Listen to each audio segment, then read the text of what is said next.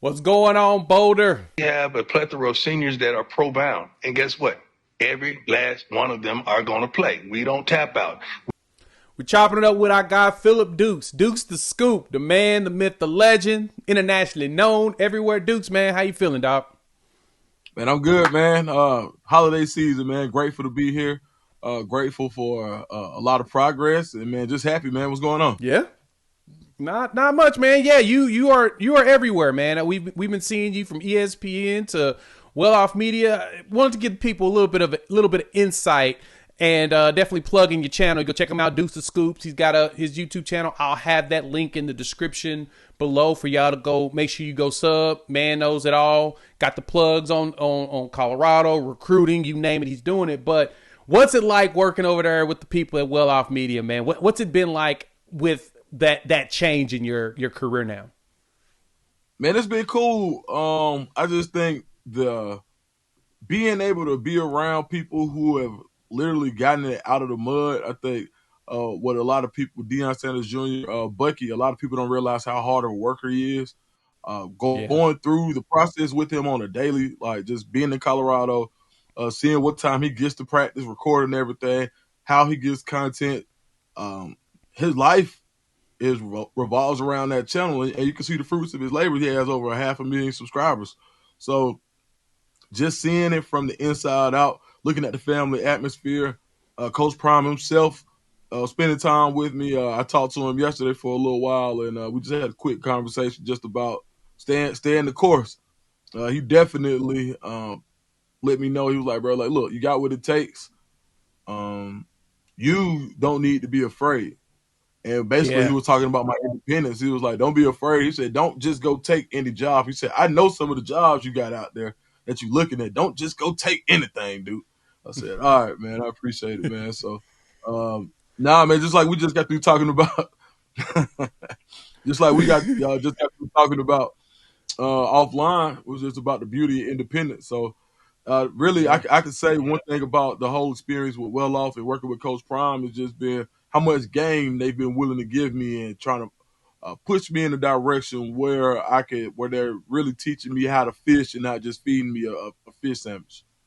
Yeah, I can see that, man. Yeah, teaching a man to fish, he can live, he can, feed himself for the rest of his life, and I can see that. Yeah. And like you said, the fruits of the labor you see with Bucky and the way they do things at Well Off is legit. And so, what's it been like getting to really hang out? Because I know you've actually gone to campus, you've been to games, you've been sideline with them, seen Shador, seen Travis, seen the way that the bus prepared. Man, what jumped out to you when it comes to their preparation for each game? Because I know, like you said, Bucky, they work their butts off to prepare the content before they go record it and then put it out, chop it up, and give it to the people. What jumped out to you about the preparation for all of the Sanders folks as well as the team itself? Man, I would say the standard, being early, being there, being earlier than early, not just when it comes to Bucky and some of the media, but when we talk about the team, I heard Coach Prime getting on to some of his team leaders as far as how early are you? These guys were 15 minutes early, and he was like, "Bro, that's not early enough to be a leader." Woo. Um, just him understand. And now me walking into practice only 5 minutes early, I'm like, "Whoa, all right, well that means and I'm hearing them get onto some guys." So just the standard of excellence, and then also the way that the practices move. Like it's not just we always talk about the NFL style coaching and the NFL experience that he has on the staff, but they run their practices NFL style. They're going to be quick. They get in and out of their drills. They're moving station to station. It's not anything that's supposed to beat your body up, but they do a lot of one-on-one drills. The stuff that you see when I say one-on-ones, you're going to see two-on-ones and three-on-ones. They practice making those tough catches, seeing guys compete for the ball. There's a lot of things that I saw at that practice, those practices that I attended. I spent maybe in the past, maybe 6 weeks. I probably spent maybe a total of maybe 7 to 8 days there over the course of that six Okay. to 8 weeks, and just taking in so much of it where I started to understand the flow. Whereas, man, if you hurt, man, don't burn yourself for Saturday.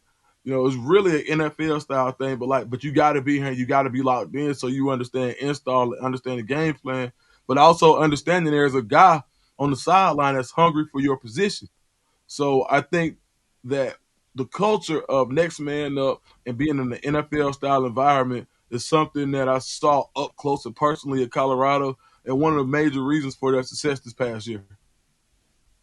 That's what's up, man. Hey, the thought process of 15 minutes early ain't early enough for a leader. Like 15 minutes early, but a leader, they're always even more early. Travis Hunter, we got to talk about that too real quick, man. We all know that dude eats, sleeps, and breathes football, right? Now, even with the drama behind him or whatnot, I don't know why people be tripping out on that young lady. It just let that man figure out his life and figure out how he wants to do things. But outside of that, how meticulous is he when it comes to football? I mean, he wins the Heisman, and it was obvious that he was going to win it because of how great he is. But how meticulous is he about his preparation? Because I know Prime rides the heck out of him and the other boys. Yeah, I mean, and he's one of those guys that Prime really doesn't have to ride. It almost becomes nitpicky. That's what's up. Because he's doing everything else right. It's very, very fine tuning. He's basically one of those guys. He's a coach on the field, and he's one of the few people that can command respect on both sides of the ball. So no matter where he is for today, he can go give. He can give tutelage, or he could share his experience with the younger guys on both sides of the ball, whether it be a DB, a DB, a linebacker. He knows the whole defense on both sides, so he knows the responsibilities. He knows the coverages. Whether it be a running back, whether it be a wide receiver, he can still go help on that side of the ball. Whether it's one of the backup quarterbacks, I saw him spend some time over there. He's just someone who's so well versed in the game of football that he's actually able to become a coach on the field on both sides of the ball, and that's something that I've yet to see in college football. That's what's up, man. Being able to get that. We're chopping up with our guy Dukes the Scoop. Appreciate you pulling up, man. And make sure you hit that like and subscribe button here and check out his channel in the description. Let's talk about Prime, man. You talked about earlier, he hit you up, told you don't just take any job, trust in yourself, don't be afraid, trust in what you do, more so paraphrasing. But Dukes, I just started noticing a massive trend that's happening in college football. And Coach Prime, it feels like he didn't change the game. Like he has changed it. When he started and he took the job at Jackson State, everybody was like, oh, he ain't got no real experience. He needs to be a coordinator first, blah, blah, blah, whoop to whoop. He took that job, and the next thing you know, you're starting to see success there. But right behind him, you saw Eddie George. He took the job at Tennessee State. No head coaching experience. He walks in there. He's still their coach and doing a good job. Ed Reed gave it a try. Unfortunately, Ed Reed didn't understand the dynamics of how HBCU works, but it's okay. Happens to the best of us. But this past year, bro, you got Michael Vick getting the job, Norfolk State. You just got Deshaun Jackson that just got the job yesterday, right, at Delaware State. Bananas that we're starting to see more former players get these head coaching jobs. Trent Dilfer getting the job at UAB. I don't care nobody say. That's kind of a little bit of a Prime there because Prime going to Colorado changed it, man. How do you feel like Deion Sanders and the way that he does things has truly influenced the game and is probably changing the way college football is going? I mean, name recognition matters. What they've seen that, so for the college coaches who have to do the traditional route or go the traditional route of recruiting, Coach Prime hasn't had to do that. And name recognition matters. With a guy like Michael Vick, I mean, I'm not going to reduce it to saying that it's going to be easy, but I'm going to say who has more name recognition in the 757 that Virginia Beach area, Norfolk area, Newport News, who has more name recognition on the football field than Michael Vick? I mean, I would say as an athlete, the only other person would probably be Allen Iverson.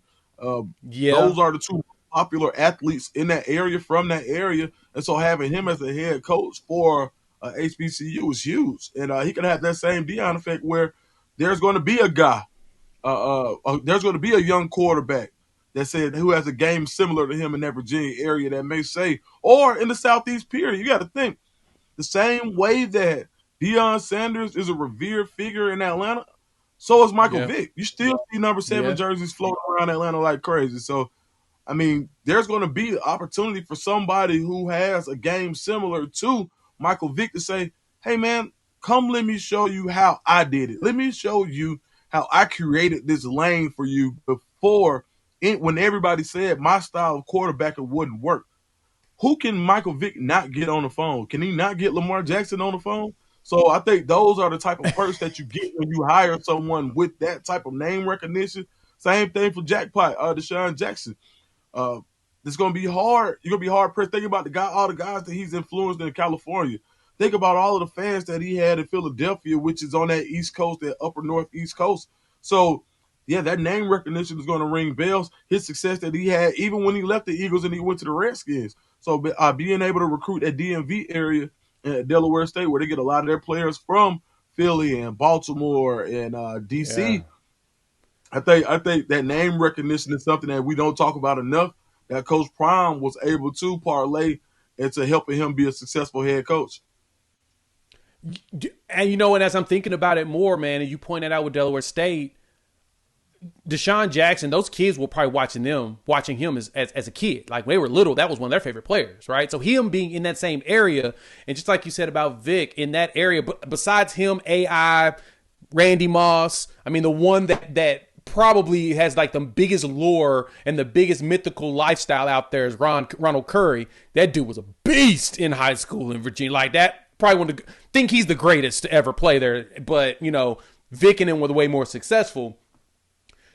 That's a good point to point out that the name recognition piece and component really stands out, especially when you're in the area where your name has been just magnified the most. Sure, nationally we know Deshaun Jackson, nationally we know Michael Vick, but nationally we know Deion Sanders, but they're still local legends. Like Coach Prime was still a legend in Dallas from the Cowboys era, right? So coming back from Baltimore, Washington, and setting roots in Dallas, making that home, then coaching in Dallas area, bringing those high schools together. Yeah, that name recognition is critical. And it's just crazy that Coach Prime has been able to really be that influence, because I was reading an article yesterday that dropped.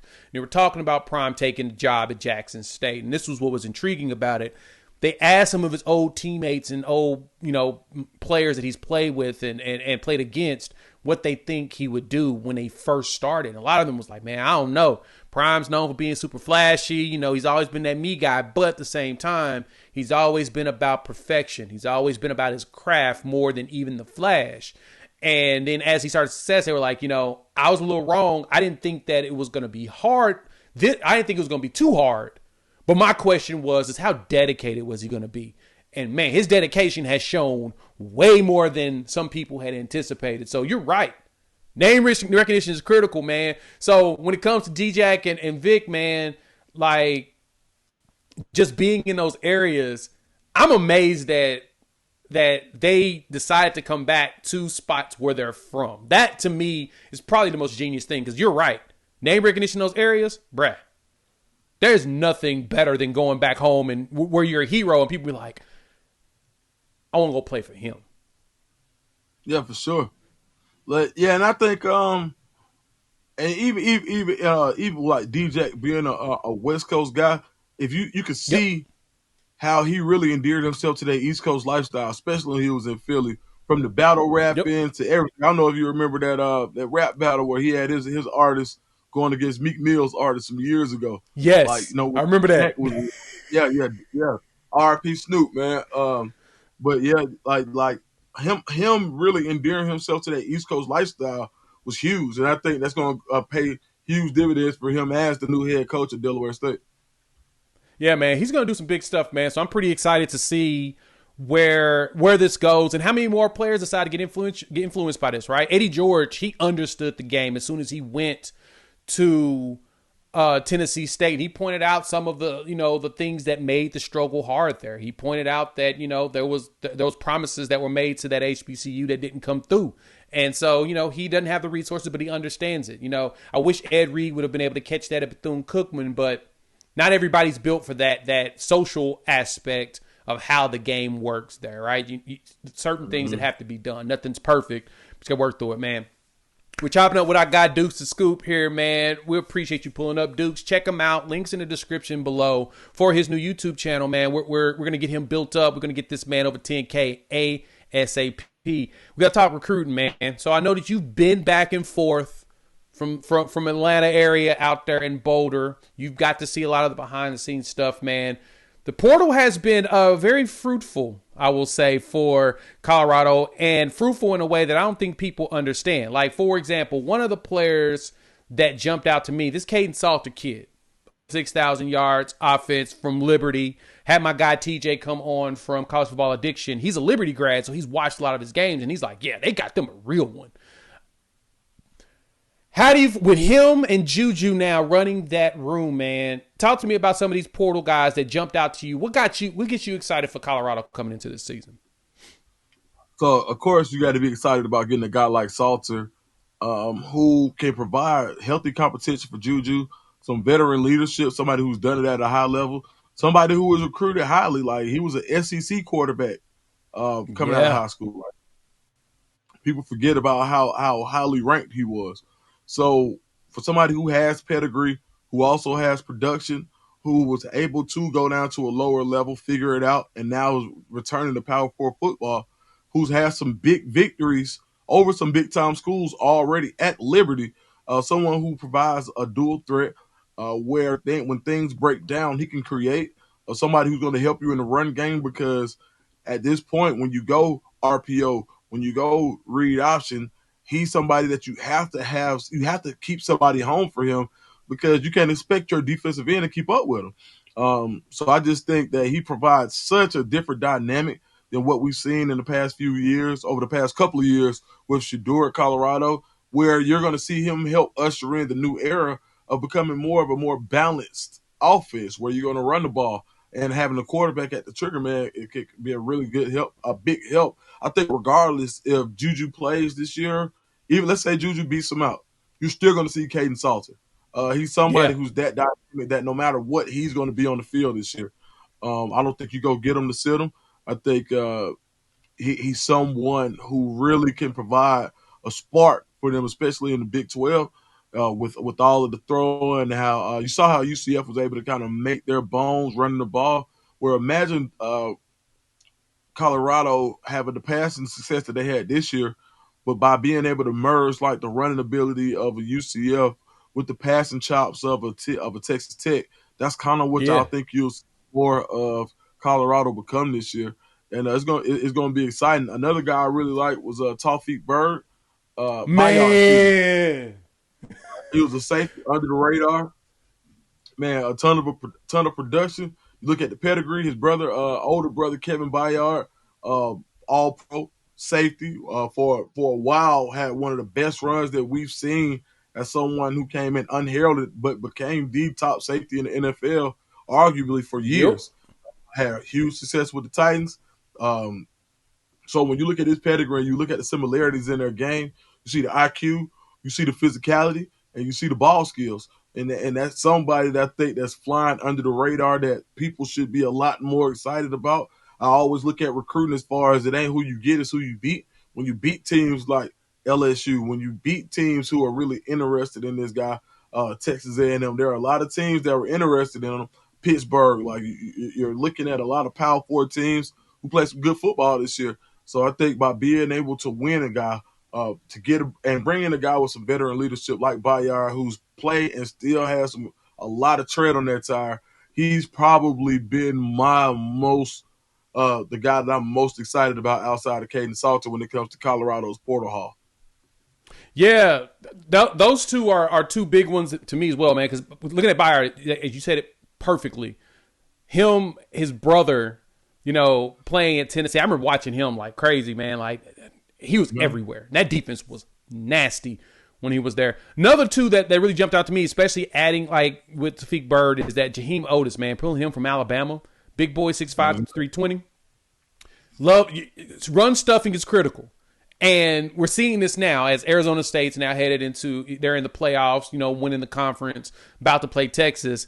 That Scatterboo kid, boy, Cam Scatterboo was a problem for a lot of people. Him and Ashton Genty were two issues running down people's throat. You got to have somebody in the middle that can help with that. Jaheim Otis is one. But one young player I really like, man, and I've been keeping up with him as, I'm a big OU guy as well, was Makari Vickers, man. Young corner, young bull, 6'1", 180 corner that he was dealing with a little bit of injury stuff, and which kind of made him fall in the depth chart. It wasn't that he wasn't good; he just kind of was a little hurt. But getting him underneath Prime's tutelage, bro, and Coach Mathis, man, I think Makari Vickers could end up being one of the starting corners walking in the door. Now, and that's no shade to anybody else on the roster. The kid's special. Seatbelt's got it. It's just healthy. You got to make sure he's healthy, man. I'm stoked about him as well, man. I like seeing when the young players come in like that and be able to have that opportunity, but also they've got that pedigree coming from, like, because he was a highly rated kid coming out of high school. He was, if I'm correct, top 200 kid on the recruiting. Yeah, he was on 247 had him as number 73 in the country. Yeah, so he's top 100 kid coming out of high school. Just health wet, man. So for you, do you think Colorado's done in the portal, or you sense that there's some more players they're going to try to go after? Yeah, I think you're going to see them get a running back. You can see them possibly pick up another tight end. I think you'll see them grab possibly another D-line edge rusher. But I think there's still room for a game-breaking wide receiver. I do think that as you see the playoff teams, the second wave of the portal, as all the playoff teams start to release, or I guess as they get put out of the playoffs, you're going to see more guys jump in the portal. So I think when you think about teams that are left, the Notre Dames, the UGAs, Texas, so many guys on these rosters that are still Ohio State, so many guys, Oregon, they're going to be players who are currently still playing, that are playing meaningful minutes, that are going to get in the portal. So you definitely aren't finished seeing what Colorado was up to in the portal. And just a note on Vickers, man, just when you talk about Makari Vickers, he's someone who, when I talk to people at Oklahoma, toolsy was the word they used to describe him. Very toolsy. Yeah. A long speed. When you build a cornerback, you wanted to look like him. Somebody who where you wanted to get more out of him, based on, but it's a guy who's going to need some reps, right? Yeah. Someone who can take time with him, who can point out some of the nuances of the game with him. So him going to see a technician like Kevin Mathis, who wasn't as toolsy. See, when you get guys who are like really toolsy, who are really blessed with certain athleticism, they have that juice in their hips, they're really fast, they're put together, long, everything, like the creative player type build, and you put them with someone who may have been a tad bit undersized, who may not have had those top flight tools, but can tell you how they were able to compete because of their technique. When you see that type of marriage, it can be really exciting. So I think as far as top end tools, nobody on that roster has the tools that Makari Vickers has. So that's going to be really exciting to see what he could do in black and gold. Yeah, man. He's one I'm going to be keeping up with. I actually chopped it up with his pops not too long ago, so we're going to try to get him on the channel sometime in the spring when he gets up there to Boulder, man, because, yeah, he was one of my favorites coming out of high school, man. Hate to see him leave Oklahoma, but at the same time, I understand he's the opportunity to play, and this is the perfect opportunity because I know that he's going to get a chance, and getting the right tutelage, he's going to be able to do something. So I'm stoked about him, man. Recruiting wise, man, getting Juju to me was everything that Colorado needed. Was to just to continue to show that they're legit, that they're for real, and people question if Colorado's even real when it comes to the recruiting. And we talked about this, in the other segment a minute ago about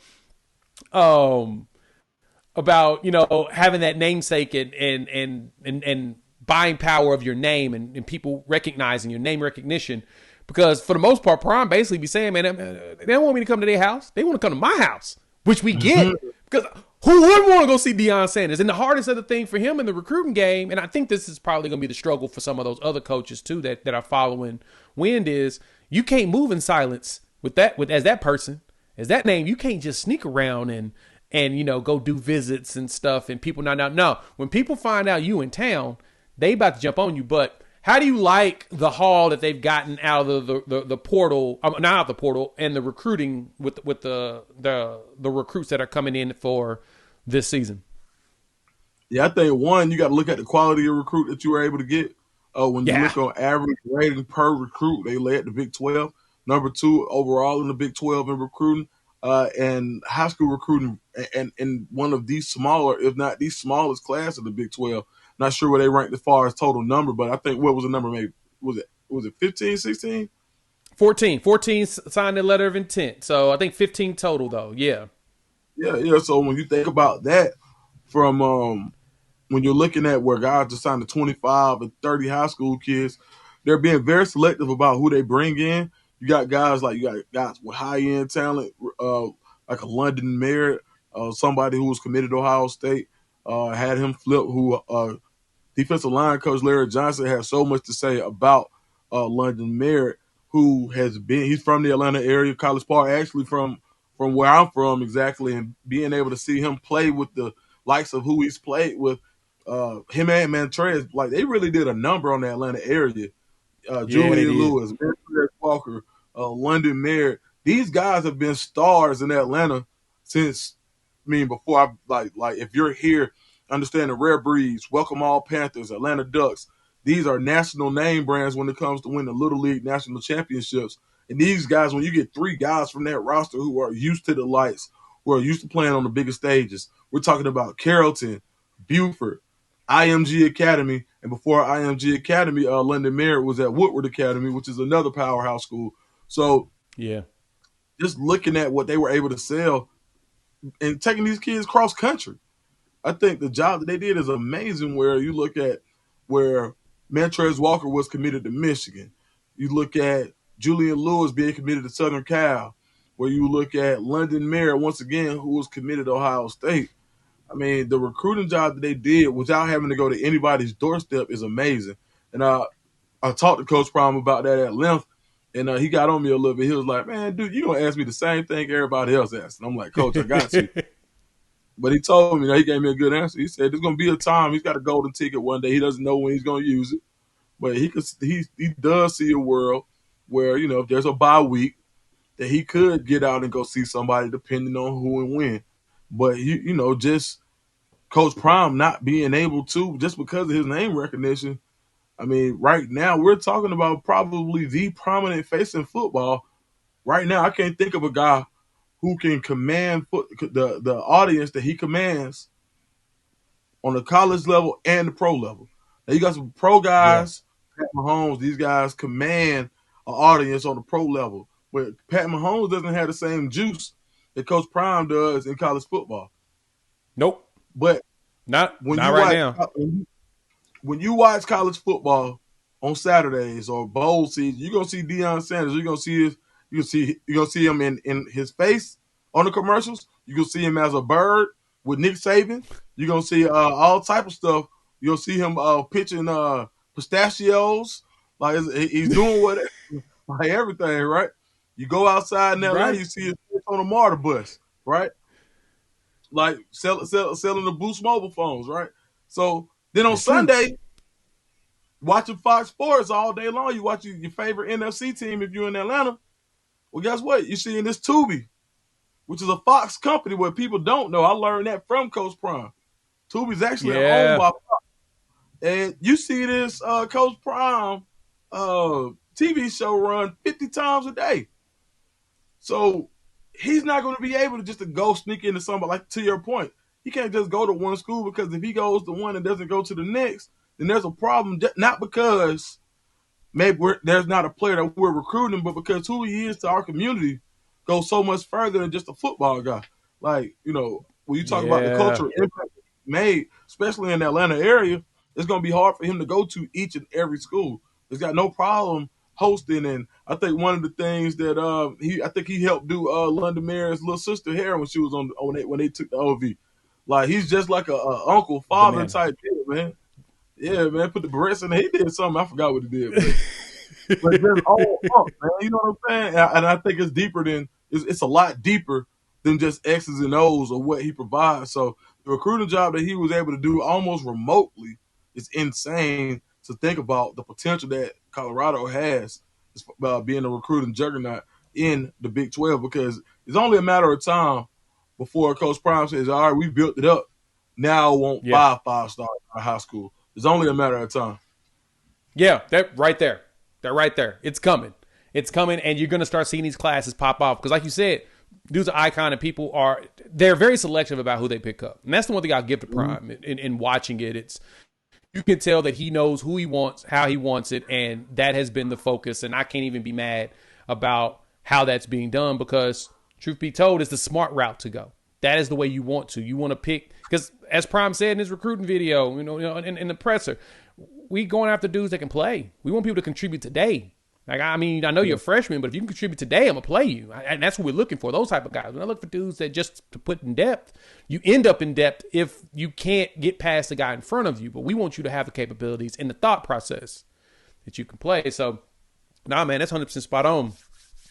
Chopping up what I got, Dukes, The Scoop. Check him out. Link is in the description below for his YouTube channel. He is growing and he is building up around here. So Dukes, man, I appreciate you pulling up per the usual. Let's talk about this upcoming game. Buffs versus Cougars. We got BYU and Colorado, man. This is our last hoorah of getting to see Shedeur Sanders and Travis Hunter play together. Shiloh, he's about done. All the seniors on the roster, man. It's going to be cool to see them, wrap things up with hopefully a bowl victory. Talk to me, man. Offensively, man, what do you think Colorado needs to do to be able to pull out this W? They gonna throw the ball a million times. They may throw it 70 times. Like I'm telling you, bro. Like, listen, they might throw this thing 100 times, man. Like, it don't matter. I don't care. It ain't no game plan. Shedeur, Travis, LeJounte in the one. Everybody, the whole squad, their last hurrah. They might run the ball 5 times. I'm telling you, it's Shedeur time. And so as I got into what they would need to do in like if it was a regular season game, I think it would be different. But being that he got these guys to come back and play in this game, to opt in, Shedeur to Travis one last time for everything that Travis has been good, man. Shit, Travis might get 18 balls, dog. He might get 20 targets, bro. Yeah. I'm telling you, opportunities are gonna be endless. Yeah, go ahead. I was going to say it's a testament to Coach Prime, man, being able to get all his players to play. Because I love that he said that, man. We finished what we start, right? Yeah. We don't opt out. We're going to play in his games. We're going to finish what we started. And that's the plan for the people that plans on sticking around at the program. Like losing players into the portal or whatnot, you recognize, okay, it happens. Guys are going to decide they want to go somewhere else, and that's cool and all. But for Prime, man, that was the one thing he said. Yeah, losing Nikai Hill-Green, which sucks, but at the same time, you understand. He want to, he's going to go see, what else is out there for him, and he's headed to Bama. But Prime basically said, we finish what we start. And I love that. That's probably like the best thing that I'd heard out of all of it. Yeah, absolutely. And the way he did it, you go back and you get the most insurance that's ever been provided as far as to a college team for one game. That's crazy, bro. Like, I mean, I think he was getting like numbers that were, if I'm not mistaken, numbers that were comparable to what people get for a season. Mm-hmm. Like top picks that they're getting for a game, which is it's not just like we're just going to provide opportunity to build our culture, but we're going to protect you as well. And I'm going to protect you the same way that I protect my own flesh and blood. I think that's huge, man. So by being able to, that's another selling point recruiting wise. But as far as the game goes, I think defensively it's going to be a really good game, a really big game for the defensive line because BYU is very multiple on offense. They will throw the ball, but they're also going to run the ball. So I think that when you have a team that wants to run the pass are predominant. I would call like even though as well as they did through the air, they're predominantly running team and they run to pass. So I think it's going to be big for the defensive line to be able to stay home at times, right? When you're and knowing that, okay, let's be smart about it. If I'm getting to the quarterback in 2 steps, they probably wanted me to. So it's going to be a game where the defensive line is going to have to flex a little bit of that IQ as well. To be sound in their in their explosion off the line. But I think if they can do those things, the Colorado should be successful because they're going to throw the ball. So defense going to be on the field. They're going to throw it. There's going to be some quick strike scores. You better believe it. So I think it's going to be a really big test for the defensive line, and I think you'll be seeing them rotate heavily. And you'll see some younger guys get in, too, some of those guys who have red shirts that they're going to be able to play in this game. So I think it's going to be a dope experience, and I can't wait. Yeah, man, I'm pretty excited to see it and see exactly um, how they go out there on the offense. Like you said, we already know Shador is going to be out there chunking that thing. This is a good warm up before spring. Their pro day just for the fun of it. Well, in all actuality, we know that they don't really need that because they're just that good. That's top 5 picks. You got 2 guys right there, guaranteed top 5 picks. And like I said, the defense wise, got to stop Ratzliff, man. The young quarterback there at BYU, man. He's pretty up and down, but he's pretty solid. Like he shows up and he shows out, and he gives you a game, but he'll also get a game away. And sometimes, like I saw that last year was the big thing I saw with him giving it away, but he actually will also do what he needs to do to win those as needed. And so I'm looking at the defensive side of the ball too, though, for Colorado, man. I love how Rob Livingston's defenses, second half, they show up. Yeah. Right? Like they'll make those halftime adjustments and you'll see it. You would like to see it in the first half, but hey, first half you're still filling each other out, trying to understand what the offense is going to present itself and everything, and then you really try to hone in on that. But he's been great in the second half of making adjustments, and the defense has done a good job of not giving up as many points. Man, what do you think is the reason why with Rob and them that they've been so good second half like that? I think it's almost like it's information, like anything in this day and age is information is paramount, but it's also not just like YouTube is everywhere. Like anybody can go on YouTube and figure out how to basically do anything. You want to learn how to start a car using rubbing alcohol, you probably could on YouTube. But it's not just about the information being there, because everybody who plays the game gets information in the first half. It's what you do with it. And I think there are certain calls made to see what you're going to do if we come out in this front. And I think ahead of time, it's like, okay, we're going to come out wide 9 and see how this looks. We're going to come out pinch. We're going to come out with a 5 technique. And then we get the look of what they're doing against these things. And now we say, all right, now we're going to go 3 technique. Now we're going to go 7 technique. Yep. You know what? I think Keaton Wade is a better fit for us going wide 9 on these particular plays. What are they doing when they're getting this man look? Okay, cool. They're going to keep like Texas Tech was a perfect example. First, they messed them to death running mesh concept, rub routes. First half, messed them to death. And then you see what most people do is sit back in a cover 3 or a cover 2 shell and say, okay, you're going to have to beat us down the field. And if you want to run this ball underneath, there are going to be 4 or 5 guys on this level that you want to run in this 3 to 5 yard mesh. And we're just going to sit back and make the tackle. And by being able to do that and running some zone blitz, they were able to change the game around to where they said, well, damn, now we have to start to run the ball. Because in that game, you didn't see Taj Brooks get off in the first half. You saw him get off in the second half when they said, all right, cool. We're going to take a step back since y'all want to mess us to death, and we're going to keep everything in front of us. So they forced them into running while they were down. So that worked out for Colorado, right? So I think that as far as being able to do things in the first half to get your answers, I will say this. If I were to phrase it, he asked questions in the first half with their sets and with their schemes in order to get the answers for the second half. And that's how I would describe what Rob Livingston does. That's a good way of putting it. That's a dang good way of putting it. So, yeah, I'm pretty excited about it. It's going to be a fun game. I'll be watching it. Might go live right afterwards. I don't know if I'm home. If I am, I will. If not, but I'm stoked to see this game go down. So this is our guy Dukes the Scoop. Dukes, man, thank you for pulling up and hanging out with us once again, man. Tell the people where they can find you. You know, all your content everywhere, but where can they find you, Dukes the Scoops?